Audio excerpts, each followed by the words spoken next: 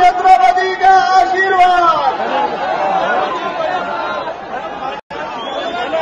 मैं मंच पर उपस्थित सभी महानुभावों से विनती करता हूं कि आदरणीय हमारे माननीय पंतप्रधान मोदी जी का स्वागत तो सभी उपस्थित हमारे नाना भाऊ पटोले, माननीय गौरीशंकर जी विशेष और गोंदिया भंडारा जिले के सभी विधानसभा के उम्मीदवार यह पुष्प हार पहनाकर उनका स्वागत करेंगे, ऐसी मैं उनसे विनती करता हूं।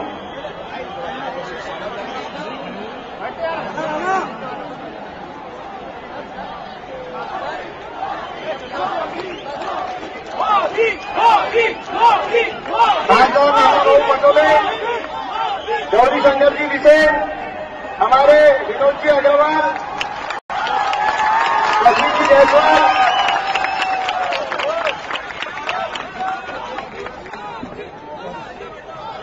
अब मैं मार्गदर्शन करने के लिए आमंत्रित करता हूं भंडारा गोंदिया लोकसभा क्षेत्र के माननीय खासदार नाना भाऊ पटोले कि वे अपना मार्गदर्शन करेंगे।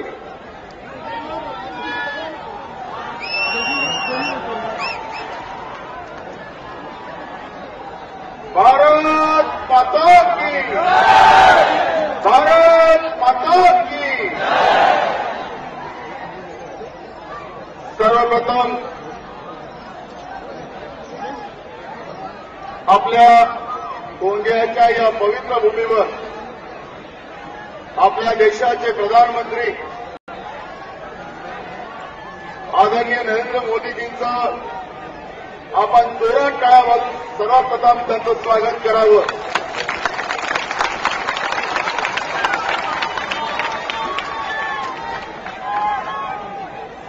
मैं आदरणीय मोदी जी का मेरे भंडारा गोंदिया जिले के संसदीय क्षेत्र में मैं उनका तहे दिल से स्वागत करता हूं। और आज भंडारा और गोंदिया जिले के हमारे साथ जो भारतीय जनता पार्टी के अधिकृत उम्मीदवार हैं, उनके प्रचार के लिए वो यहां पर आए हैं। और निश्चित रूप से हमारे साथों भारतीय जनता पार्टी के विधायकों को जिताने की सभी कार्यकर्ता को मजबूती से जिताने की अब पूरी ताकत लगा के सातों के सातों विधायक चुनाव की जवाबदारी अपनी ज्यादा बढ़ गई है। और इसलिए सभी कार्यकर्ताओं ने हम सातों ही भारतीय जनता पार्टी के विधायक चुन के भेजेंगे, यह आश्वासन हमें हमारे सबके लाडले नरेंद्र मोदी जी को देना है। इस कार्यक्रम में हमारे गोंदिया जिले के दामाद और मध्य प्रदेश के मंत्री जी, हमारे बड़े भाई गौरीशंकर जी विशेष, हमारे गोंदिया जिले के अध्यक्ष और हमारे पार्टी के प्रत्याशी विनोद जी अग्रवाल, दूसरे हमारे अर्जुनी मोरगांव के विधायक और पार्टी के प्रत्याशी राजकुमार जी बड़ोले, हमारे तिरोड़ा के उम्मीदवार विजय जी रामगाले, तुमसर के हमारे प्रत्याशी चरण जी वाघमारे, साकोली के प्रत्याशी बाड़ा काशीवान, हमारे भंडारा के प्रत्याशी एडवोकेट रामचंद्र जी अवसरे और रामगांव के प्रत्याशी संजय जी पुरम, हमारे नागपुर विभाग के संगठन मंत्री सम्मानीय उपेंद्र जी, हमारे जिले के संगठन मंत्री आशीष जी वांडिले,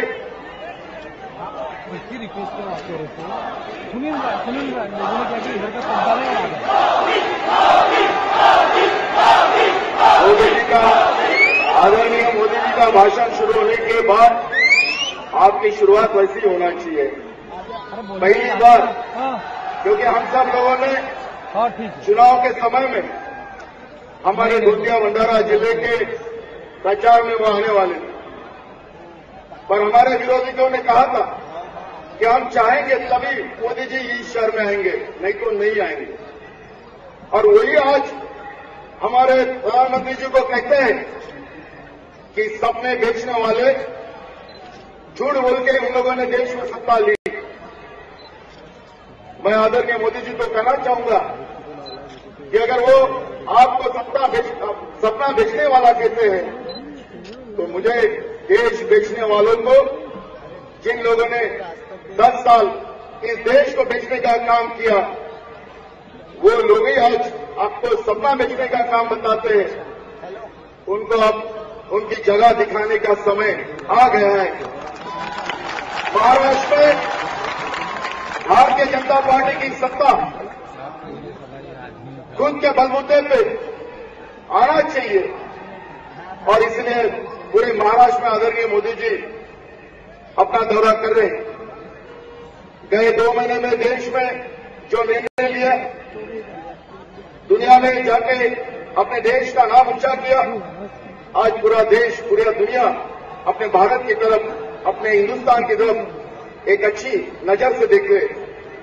और ऐसे समय में आज ये महाराष्ट्र का चुनाव हमारे लिए बहुत महत्व का है। मैं आप लोगों को एक सामने ज्यादा वक्तव्य नहीं करता, इतना ही कहूंगा कि हमारा ये पिछड़ा जिला है और ये पिछड़े जिले को विकास की प्रवाहधारा में लाने का काम मोदी जी के माध्यम से निश्चित रूप से होने वाला है। हम जिस मध्य भारत में रहते हैं, उस मध्य भारत में हम रहते हैं,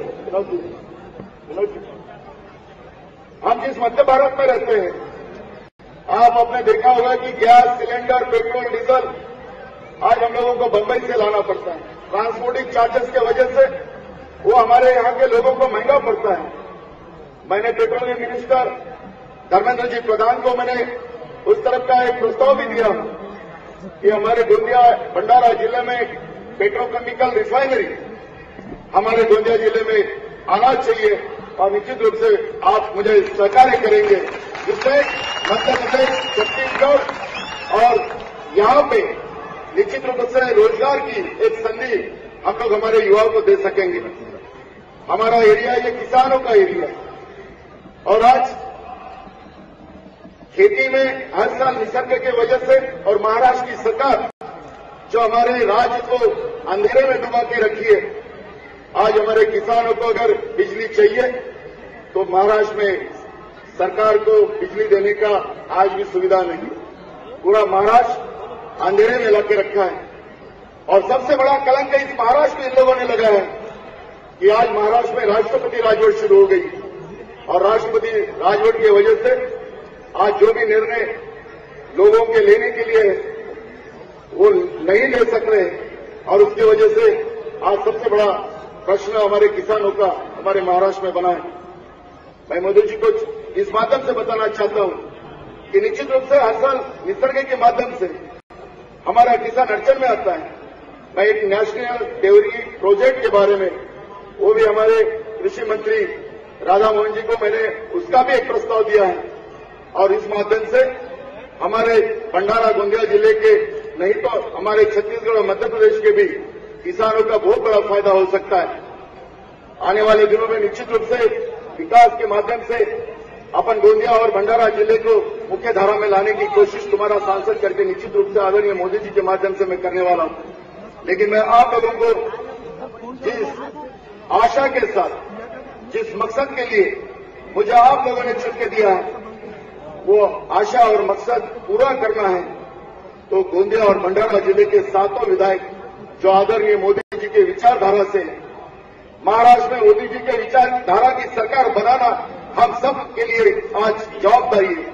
और मुझे विश्वास है कि महाराष्ट्र में जो एजुकेशन का इन लोगों ने व्यापारीकरण करके रखा है, हमारा पूरा महाराष्ट्र आज अंधेरे में डुबा के रखा है, हमारे किसान को आत्महत्या करने को बाध्य किया है, हमारे बेरोजगार को हमेशा बेरोजगार रखने का काम 15 साल से इस महाराष्ट्र में चल रहा है। मेरे गरीब को मकान देने में भी अड़चन करने का काम किया जाता है। मेरे जो वनाग्नि समिति के माध्यम से मेरे गरीबों को जमीन का अधिकार मिला, वो भी छीनने का काम महाराष्ट्र की सरकार ने किया।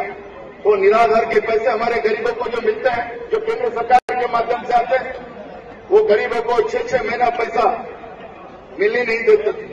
और ऐसे अत्याचारी कांग्रेस और राष्ट्रवादी की सरकार को, और जो अपने आप को हम कोई भी पार्टी के नेता, किसी भी पार्टी को हम चला लेंगे, ऐसी भाषा का उपयोग हमेशा इस गोंदिया शहर में करते हैं, उनको सही जवाब देने का काम हमारा कार्यकर्ता मोदी जी के विचारधारा के साथ भारतीय जनता पार्टी के सभी उम्मीदवार को चुना के लाएगा।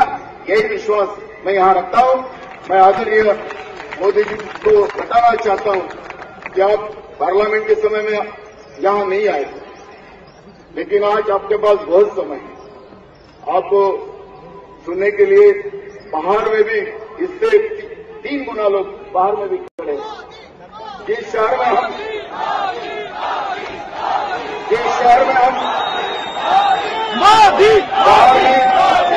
बाहर में 3 गुना लोग इससे ज्यादा खड़े हैं। आज जो लोग विकास पुरुष की बात करते हैं, कई साल इस गोंदिया के भरोसे से खरबोपति बने, सारा एक बड़ा मैदान भी इस गोंदिया शहर के लिए नहीं बना था। आपकी सभा लेने के लिए हम लोग बड़े मैदान की कोशिश करें तो प्रशासन के ऊपर दबाव लाके बड़े मैदान भी दिलाने का हम लोगों को अड़चन पैदा की गई। आज लाखों लोगों को आपका दर्शन और आपकी मार्गदर्शन सुनने की अभिलाषा थी। आज लाखों लोग बाहर खड़े हमने, और इसलिए मैं आपको बताना चाहता हूं कि आप आराम से हमारे सभी लोगों को मार्गदर्शन करें, ऐसी विनती करते हुए हमारे सभी उम्मीदवार को आप सब आशीर्वाद दें, ये विनती करता हूं और मेरे 2 शब्द पूरे करता हूं। धन्यवाद।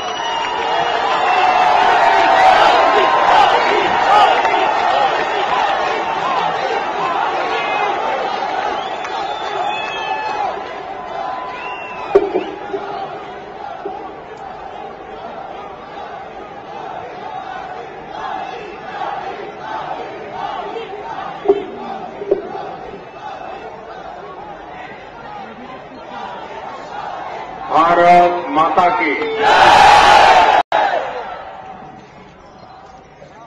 मंचावर बसलेले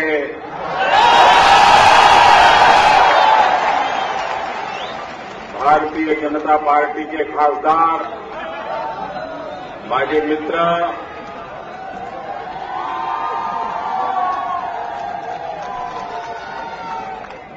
श्री नानाभाऊ, श्री विनोद अग्रवाल जी, श्री कशिश जायसवाल जी, उपेंद्र जी, और इस चुनाव में भारतीय जनता पार्टी के उम्मीदवार विनोद अग्रवाल हमारे जिला के अध्यक्ष भी है और यहां के उम्मीदवार भी है, श्री विजय रांगड़े जी, श्री राजकुमार बड़ोले जी,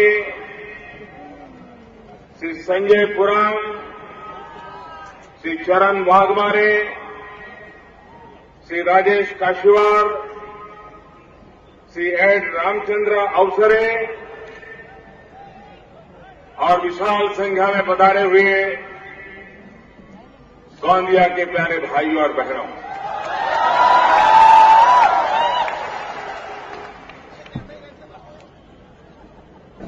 सबसे पहले तो मुझे गोंदिया के लोगों का एक विशेष कारण से आभार व्यक्त करना है।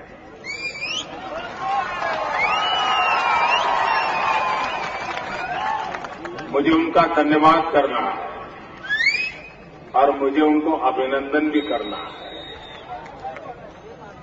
जब लोकसभा का चुनाव चल रहा था, हमारे मित्र नानाभाऊ मेरे पीछे पड़े थे, आप गोंदिया आइए वरना मैं चुनाव हार जाऊंगा, आपको जरूर आना चाहिए। मैंने कहा नानाभाऊ आप मुझसे भी ज्यादा लोकप्रिय हैं, आप जीत जाएंगे। नहीं बोले वो एनसीपी का नेता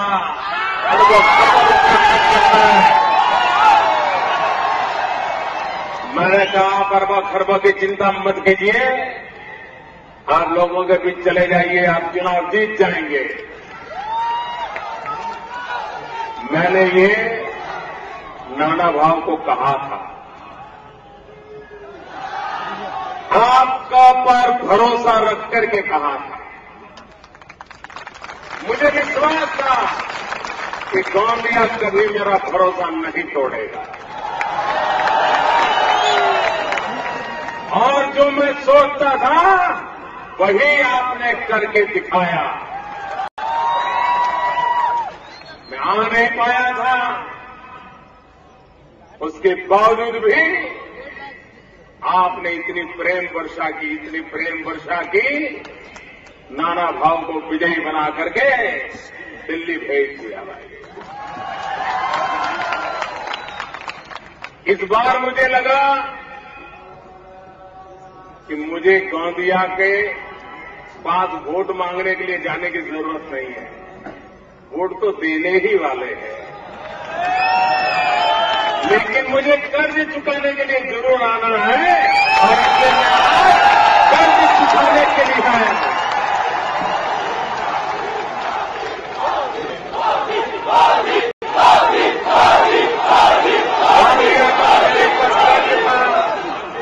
वहां कर्ज चुकाने के लिए मैं मौजूद हूं आपके पास।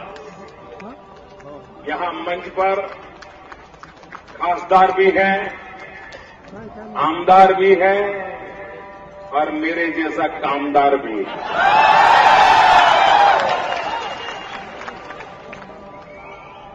भाइयों बहनों, मुझे अभी समझ नहीं आ रहा है कि एनसीपी का जन्म हुआ तब से उनकी घड़ी में 10:10 हुआ है। उनकी घड़ी की सुई आगे बढ़ी नहीं रही है,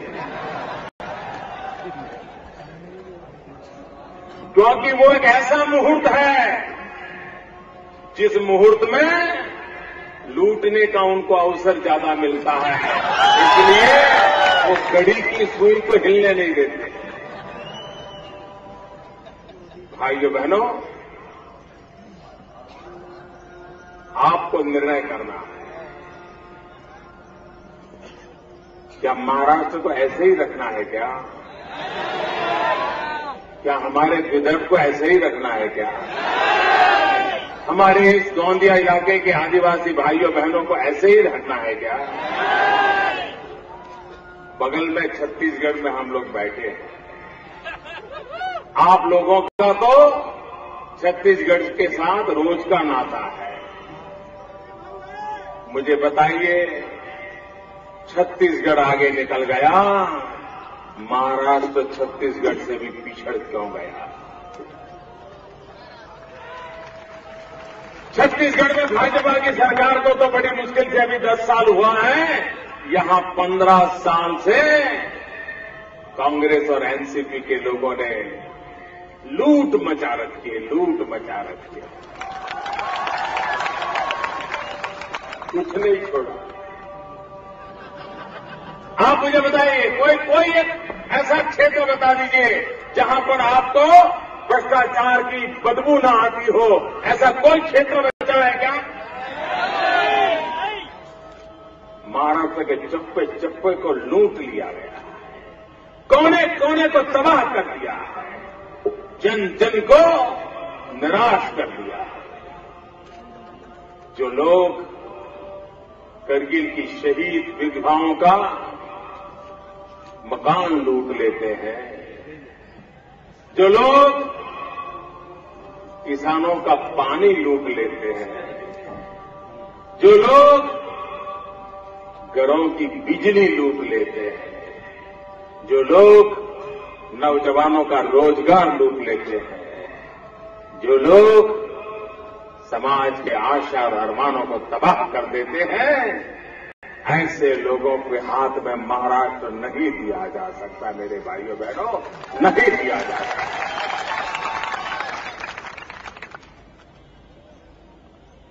यहां बहुत बड़ा आदिवासी समाज रहता है, 60 साल बीत गए, अरबों खरबों रुपयों के बजट रुपये तिजोरी से निकल गए, लेकिन आदिवासी इलाके में क्यों नहीं पहुंचे? आदिवासी के घर तक क्यों नहीं पहुंचे? आदिवासी के जीवन में बदलाव क्यों नहीं आया?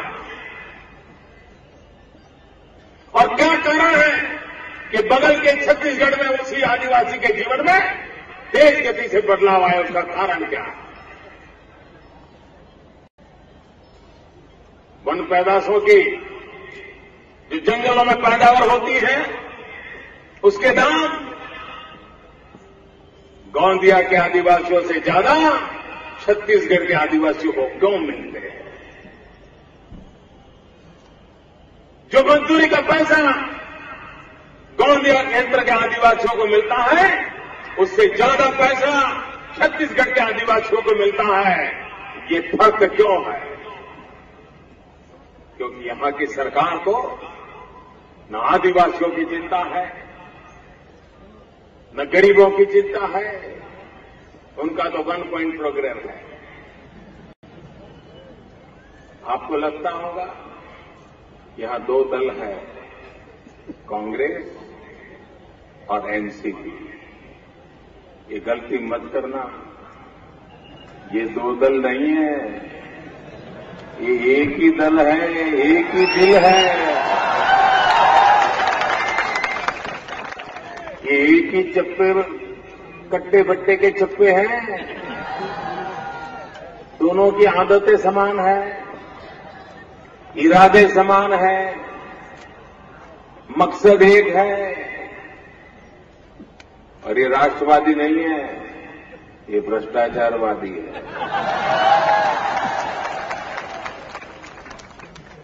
और इसलिए भाइयों बहनों, बहुत हो चुका। 60 साल तक जितना लूटा लूट लिया। अब मेरे नौजवानों तय करो, यह देश किसी को लूटने नहीं दिया जाएगा। ये महाराष्ट्र किसी को लूटने नहीं दिया जाएगा। ये संकल्प करने का समय है। ये चुनाव कौन आमदार बने कौन न बने इसके लिए नहीं है।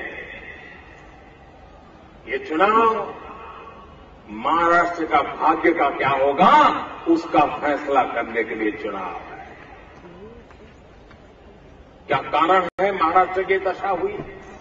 हिंदुस्तान में सबसे ज्यादा आतंकवाद की घटनाएं कहीं घटती है तो आज महाराष्ट्र की धरती पर घटती है। हिंदुस्तान में उत्तर प्रदेश के बाद सबसे अधिक कौमी दंगे कहीं हुए हैं तो कांग्रेस और एनसीपी के राज्य में महाराष्ट्र में हुए।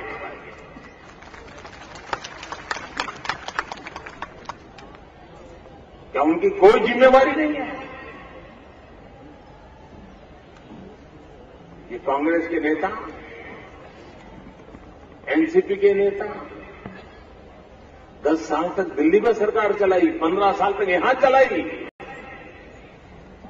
कृषि मंत्री दिल्ली में बैठे थे शरद पवार, और हर साल 3,700 किसानों ने आत्महत्या की है। मेरे भाइयों बहनों, 3,700 किसान प्रति वर्ष आत्महत्या करें। 3,700 परिवार तबाह हो जाए, माताएं बहनें विधवा हो जाए, बच्चे अनाथ हो जाए, और कांग्रेस और एनसीपी की आंख में से आंसू तक न टपके। ऐसी निर्दयी सरकार हिंदुस्तान के किसी कोने में नहीं है भाई। और इससे मैं आज कहने आया, आप मुझे बताइए, आपको बिजली मिलती है क्या? मिलती है क्या? ये लोग कैसे हैं देखिए। ये लोग 60 साल से देश चला रहे हैं और मेरे 60 दिन का हिसाब मांग रहे हैं। अरे पहले तुम्हारे 60 साल का हिसाब दो, फिर मोदी से 60 दिन का हिसाब मांगो। लेकिन मैं जनता जनार्दन को हिसाब देने के लिए तैयार हूं, पल पल का हिसाब देने के लिए तैयार हूं, पाई पाई का हिसाब देने के लिए तैयार हूं। हम जनता से बंधे हुए हैं। जनता जनार्दन हमारा हाई कमांड है और इसलिए हम तो जन सेवा, यही प्रभु सेवा इसी मंत्र को लेकर के फले बढ़े हुए है। भाइयों बहनों, गुजरात के अंदर एक नर्मदा योजना है, सरदार सरोवर डैम। 60 साल हो गए, काम चल रहा है। क्यों? भारत सरकार परमिशन देने में कोताही बरतती है। मैं लड़ाई कर करके परमिशन लेता था, कभी 5 मीटर ऊपर जाने की, कभी 7 मीटर ऊपर जाने की, कभी 11 मीटर ऊपर जाने की। लेकिन 2005 के बाद उन्होंने तय कर दिया कि मोदी को परमिशन नहीं देनी चाहिए। परमिशन देना बंद कर दिया। तब मैं गुजरात का मुख्यमंत्री था। उस योजना को अधूरी रखने के कारण कांग्रेस ने महाराष्ट्र के साथ कितना बड़ा अन्याय किया है, वो जानकारी मैं गोंदिया के नागरिकों को देना चाहता हूं। वो प्रोजेक्ट अगर पूरा हो गया होता, हर वर्ष 400 करोड़ रुपए की बिजली मुफ्त में महाराष्ट्र को मिलने वाली थी।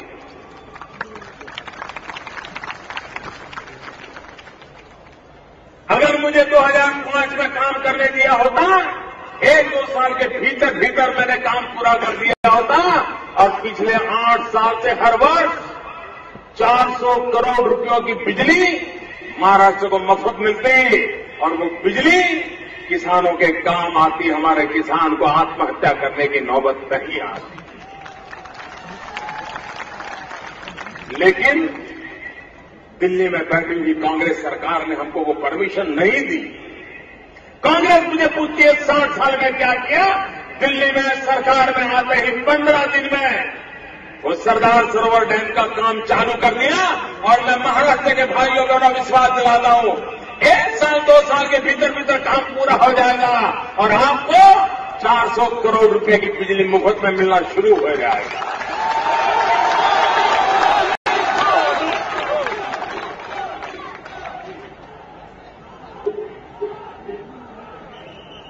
काम कैसे होते हैं? भाइयों बहनों, इनका एक ही काम रहा, अपना जेब भरो। आपका कुछ भी हो, उनका काम चलता रहे। और ये सब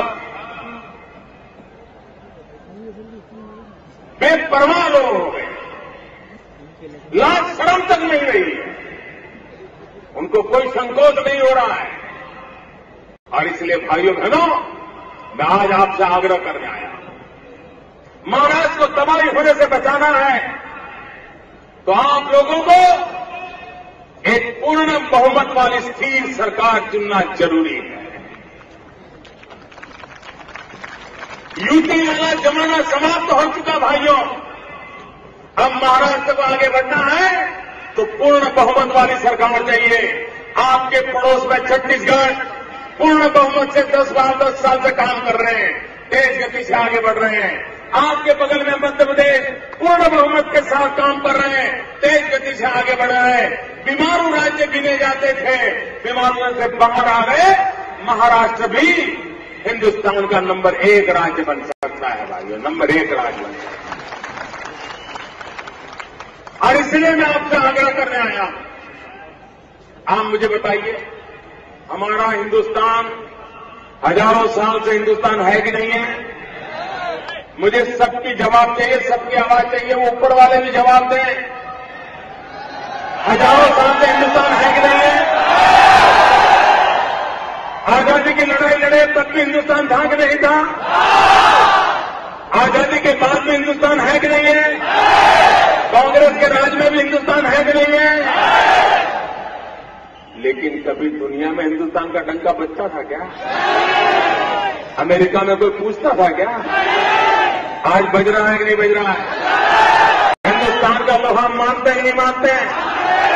दुनिया को हिंदुस्तान को स्वीकार करना पड़ रहा है नहीं करना पड़ रहा है? कारण क्या है? कारण क्या है? क्या कारण है माता बहने? क्या कारण है? मोदी कारण नहीं है।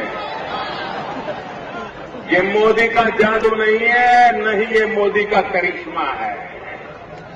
ये तो 125 करोड़ देशवासियों की ताकत है। यह आपकी ताकत है जिसके कारण आज दुनिया में हिंदुस्तान का लोहा मानने लगे हैं। वो ताकत कौन सी है? 125 करोड़ देशवासियों ने लोकसभा के चुनाव में 30 साल के बाद पहली बार पूर्ण बहुमत के साथ भारतीय जनता पार्टी को विजयी बनाया। ये पूर्ण बहुमत की ताकत है कि दुनिया हिंदुस्तान को स्वीकार करने लगी है।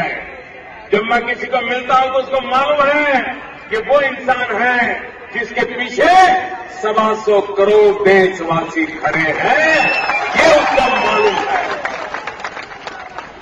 भाइयों बहनों, पूर्ण बहुमत की ताकत क्या होती है ये मैं सारी दुनिया में देख रहा हूं। क्या आप चाहते हैं महाराष्ट्र का भी दुनिया में डंका बजे? आप चाहते हैं महाराष्ट्र में दुनिया का डंका बजे? आप चाहते हैं पूरे हिंदुस्तान में महाराष्ट्र नंबर 1 पर हो?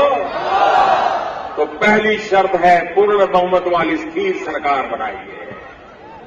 पूर्ण बहुमत वाली स्थिर सरकार बनाइए, जरा भी इधर उधर मत होने दीजिए।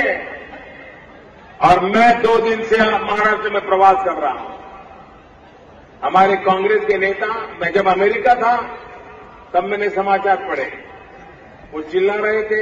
एनसीपी के नेता चिल्ला रहे थे, शरद राव चिल्ला रहे थे, ये प्रधानमंत्री को क्या जरूरत है इतना समय खराब करके महाराष्ट्र आने की? प्रधानमंत्री महाराष्ट्र क्यों आ रहे हैं? क्या उनको मुख्यमंत्री बनना है क्या?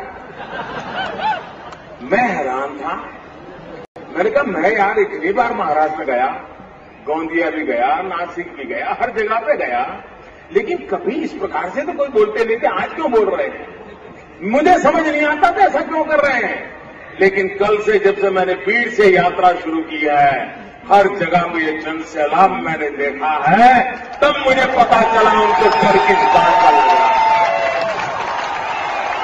उनको डर किस बात का लग रहा है?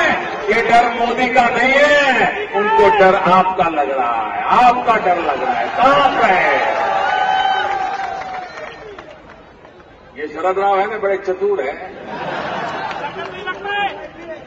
देखिए, खुद तो लोकसभा लड़े नहीं, उनको पता था नैया डूबने वाली है, राज्यसभा में चले गए और प्रफुल्ल को बड़ी का बड़का बना के लड़ा दिया।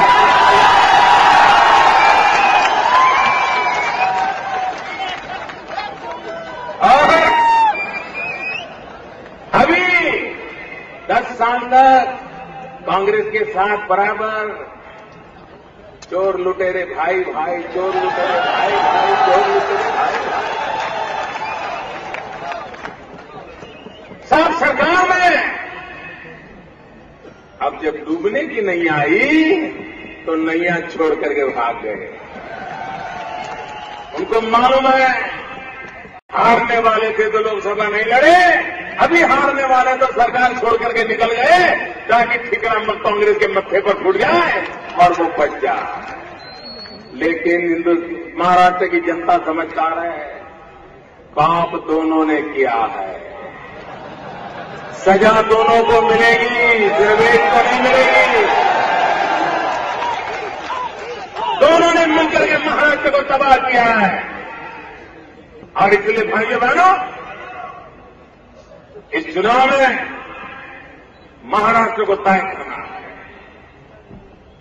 पूर्ण बहुमत के साथ। मेरे नौजवान, मैं आपसे पूछना चाहता हूं, किसान के बेटे होंगे आप, लेकिन किसान भी चाहता है अब एक बेटा खेती करे, अगर और 1-2 बेटे हैं तो किसी और कामकाज में लग जाएं। चाहते कि नहीं चाहते हैं? चाहते कि नहीं चाहते? वो और कामकाज कहां होगा? अगर कारखाने नहीं लगेंगे तो नौजवानों को रोजगार कहां से मिलेगा? और इसलिए मेरे भाइयों बहनों, उद्योगों का विकास होना जरूरी हो गया है। मैंने मेक इन इंडिया का अभियान चलाया है। दुनिया को कहा है आइए पूंजी लगाइए, कारखाने लगाइए। हमारे नौजवानों में ताकत है। सस्ते से सस्ता, अच्छे से अच्छा प्रोडक्ट बना करके दे देंगे, दुनिया के बाजार में जाकर के बिकने लग जाएगा।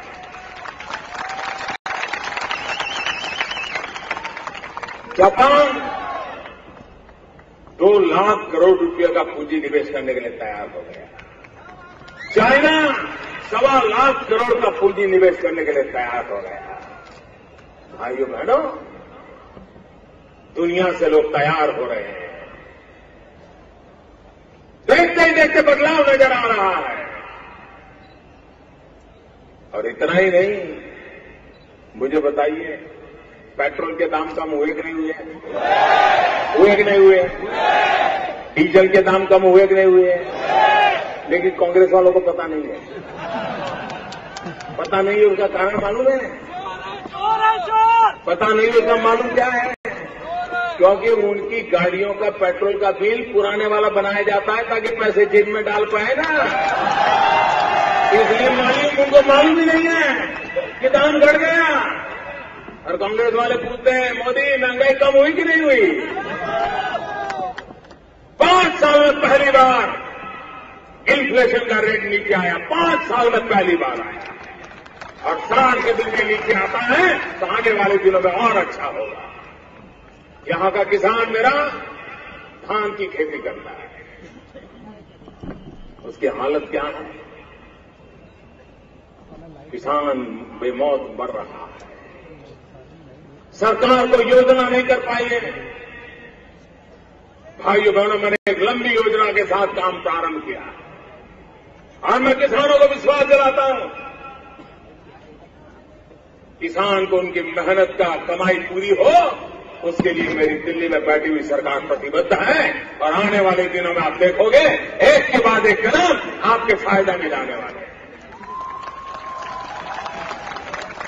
हमारा गोंदिया क्या विकसित शहर नहीं बन सकता है क्या? क्या नासिक पुणे की बराबरी नहीं कर सकता क्या? क्या कमी है आप में? कोई कमी है क्या? मुसीबत यही है कि आपने ऐसे नेताओं को यहां बिठाया है, उसी के कारण आप वही के वही रह गए। उनकी घड़ी भी 10 से 10 आगे नहीं बढ़ती है और आपकी जिंदगी भी आगे नहीं बढ़ती है। इसलिए मैं कहता हूं, उसको छोड़ो। भाइयों बहनों, इस तबाही के मंजर से महाराष्ट्र को बाहर निकालना है। आप मुझे बताइए, दिल्ली की सरकार कितना ही भला करना चाहे, लेकिन अगर यहां की सरकार फाटक बंद करके बैठ जाए तो मैं कुछ कर पाऊंगा क्या? कर पाऊंगा क्या? यहां के तो मुख्यमंत्री जो अब तो रहे नहीं है, वो तो मेरे साथ मंच पे कुर्सी पर बैठने से ही डरते थे। बोलो, आना ही बंद कर दिया। अगर ऐसे लोग हैं तो दिल्ली सरकार और राज्य सरकार मिलकर के कैसे काम करेगी? हम तो टीम इंडिया का मूड लेकर के काम कर रहे हैं। केंद्र हो, राज्य हो, मिलकर के काम करें, हिंदुस्तान को आगे बढ़ाएं, ये सपना लेकर के हम चलने वाले लोग। और इसलिए मैं आपसे आग्रह करता हूं, आप भारतीय जनता पार्टी की सरकार बनाइए। भारतीय जनता पार्टी की पूर्ण बहुमत वाली सरकार बनाइए। और 5 साल के बाद इसी गोंदिया की धरती पर आकर के मैं हिसाब देने के लिए तैयार हूं। मैं वादा करके जाता हूं भाई, यहां के आदिवासियों की जिंदगी में बदलाव लाऊंगा, यहां के किसानों की जिंदगी में बदलाव लाऊंगा, यहां के नौजवान को रोजगार मिले, इसके लिए मैं पूरा प्रयास करूंगा। ये मैं वादा करने आया हूं आपसे।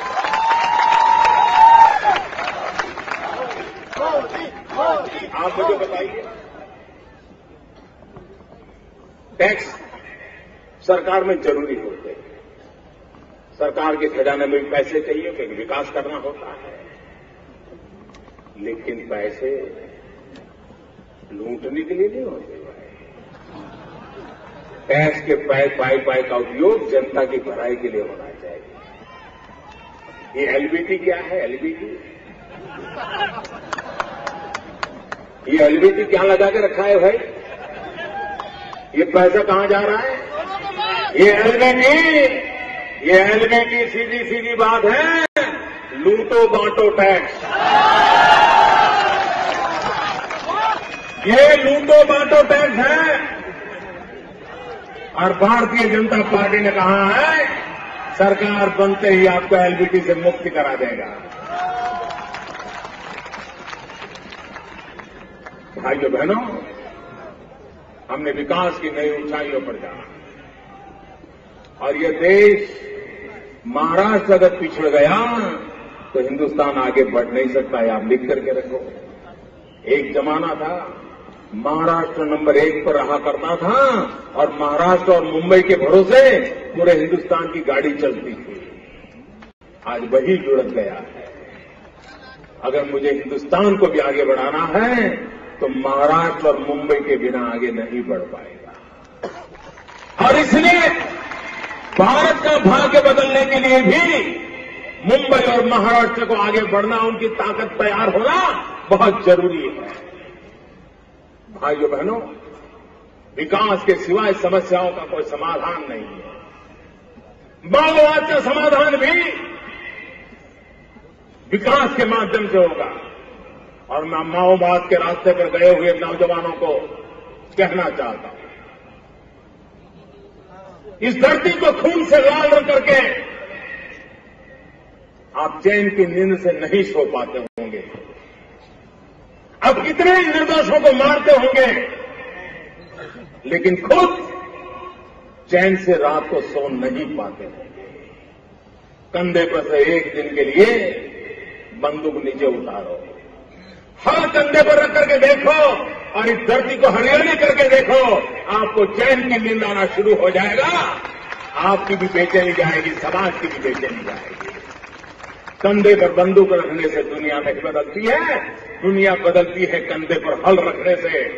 हाथ में पिस्तौल रखने से दुनिया नहीं बदलती है। दुनिया बदलती है हाथ में कलम लेने से दुनिया बदलती है। मैं माओवाद के रास्ते पर गए हुए नौजवानों को कहता हूं, वक्त है लौट आइए। ये खुली खेल बंद कीजिए। ये भारत मां की इस धरती को लहूलुहान करना बंद करिए। ये हरियाली भारत मां बढ़ाइए। बच्चों को बढ़ाइए, हाथ में कलम उठाइए। देश का भाग्य बदलने में भागीदार बनिए। हिंसा के रास्ते पर दुनिया में कोई कभी कहीं सफल नहीं हुआ है। और ये तो महात्मा गांधी, भगवान बुद्ध की भूमि है। और इसलिए समय की मांग है कि हम सबका साथ सबका विकास, सर्वजन हिताय सर्वजन सुखाय, इस मंत्र को लेकर के महाराष्ट्र के जीवन को बदलने का संकल्प लेकर के इस बार चुनाव में मतदान करें। महाराष्ट्र के भाग्य को बदले दोस्तों। और मैं आपको भरोसा देता हूं, आपके सपने पूरे होंगे। आप इस 15 तारीख को हम पर भरोसा कर दीजिए।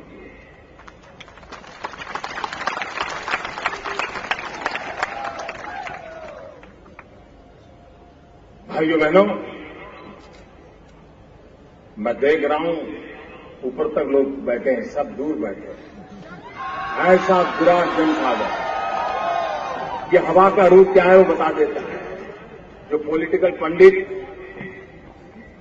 अनुमान लगाते हैं ना, उनका हाल क्या है आपको मालूम है?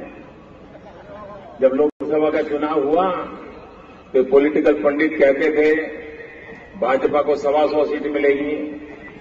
फिर थोड़े दिन गए कहने लगे 150 मिलेगी। फिर थोड़े दिन गए कहने लगे शायद 175 मिल जाए। फिर कहने लगे नहीं शायद 182 तक पहुंच जाएंगे, पहले वाली स्थिति पे आ जाएंगे।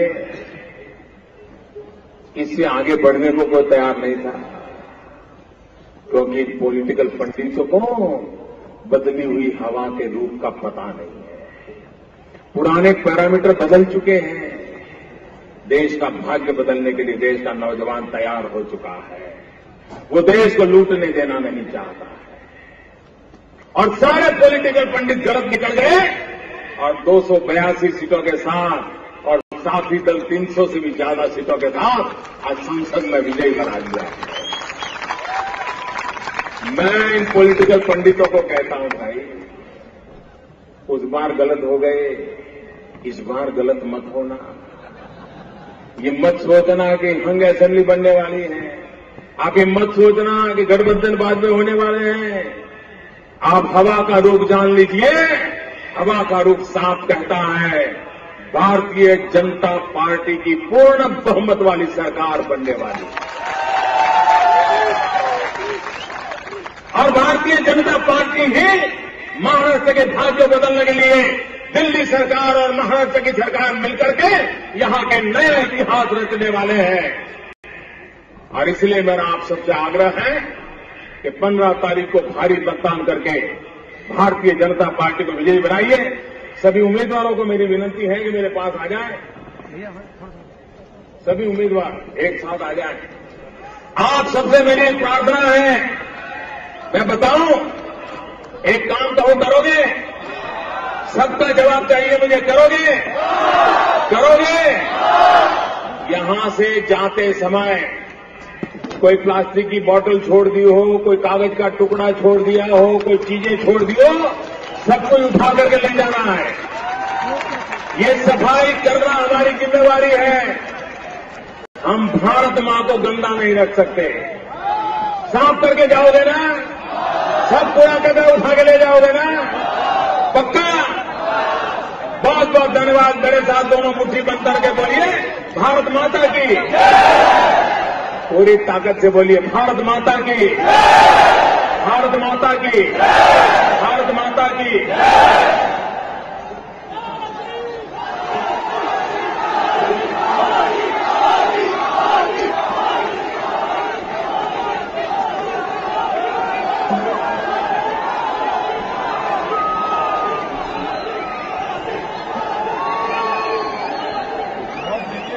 आदरणीय अपने देश के लाडले प्रधानमंत्री मोदी जी का आभार व्यक्त करता हूँ। बड़ी संख्या में आए हुए सभी का आभार व्यक्त करते हुए आज की सभा खत्म हुई ऐसी जाहिर करता हूँ।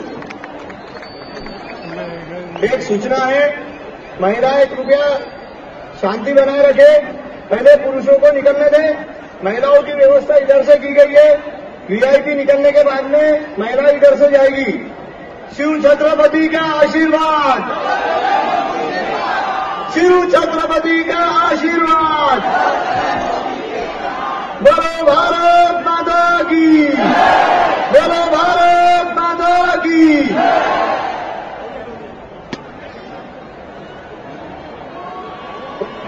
मेरे साथ थोड़ा नारा लगाएंगे। मैं बोलूंगा महाराष्ट्राचं एकच मत, तुम बोलोगे सर्वजन भाजपा के संघ।